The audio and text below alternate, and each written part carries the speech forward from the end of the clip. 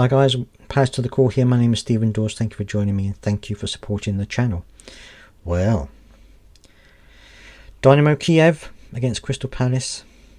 Some say our first proper European game, but it was still really great to see them going out there. Unfortunately, I didn't go. I couldn't go, but a lot of Palace fans did make the trip out there, which is absolutely commendable to them. And I did have some reservations about how we would play against Dynamo Kyiv, but absolutely fantastic. We played so well, absolutely so well. And you know, we created so many chances that the game could have finished more than the 2-0 it ended up being. I felt that the players were linking up really well. I think Pino is getting better with every game that he plays.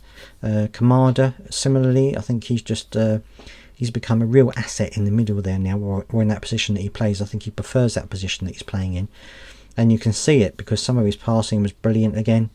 It was a shame that JP couldn't get on the score sheet. He played the first half, and Eddie Nketiah played the second half, which turned out to be a pretty good substitution. In fact, the first goal was Daniel Munoz, who was assisted by Yeremy Pino. He just looked up, lovely little chip cross into the far post.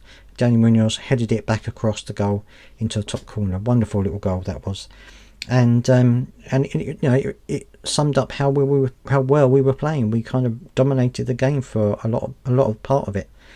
And then second half, of course, Eddie Nketiah came on and had a goal disallowed, which he was just offside. I think it was very tight, but he had a goal disallowed. And then later on, of course, he got the second goal, another assist by Yeremy Pino. Wonderful little, I don't know what it was. It was some kind of way he got past the defender on the byline, but it was absolutely amazing little bit of skill to get past him. And then a flick with the outside of his right foot into the path of Eddie Nketiah, who kind of half volleyed it into the back of the net.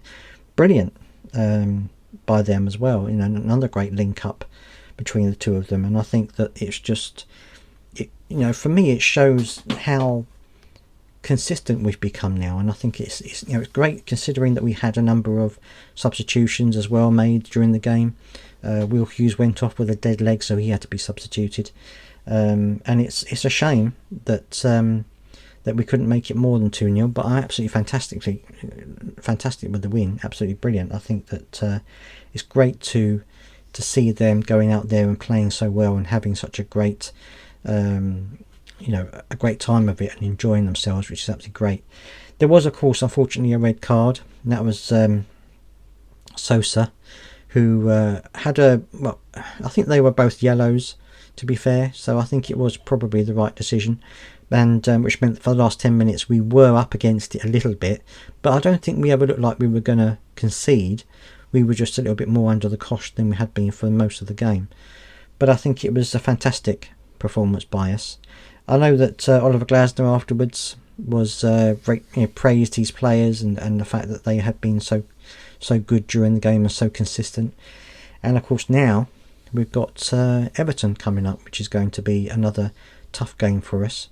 But I think that now we've got a few players back, we can do a bit more rotating. I think it's good that Eddie Nketiah, I mean, it's fantastic that he's hit the ground running since he had his injury. 2 goals in 2 games. He's really on top of it at the moment, and hopefully that will continue, because I think he is a good striker. He gives us something a little bit different from JP, but that's not a bad thing. I think sometimes it's a good thing when you have 2 strikers who are very different, or different in their style of play and how they approach the game, because it means that you can mix things up a little bit and change things around. So it's good that they're both fit, and so that they can be changed around and interchanged between the two. Oliver Glasner said that it was his intention to change them at half time to give JP a bit of a break, which I think he needs because he's played so many games lately. And I was just really pleased by the whole situation. Let me know down in the comment section what you think of the game. How did you think about the performance? If you went out there, let me know what it was like out there. That'd be great to hear your story about what it was like out there with all the other Palace fans. And of course, please do subscribe if you've got this far, and I'll see you next time.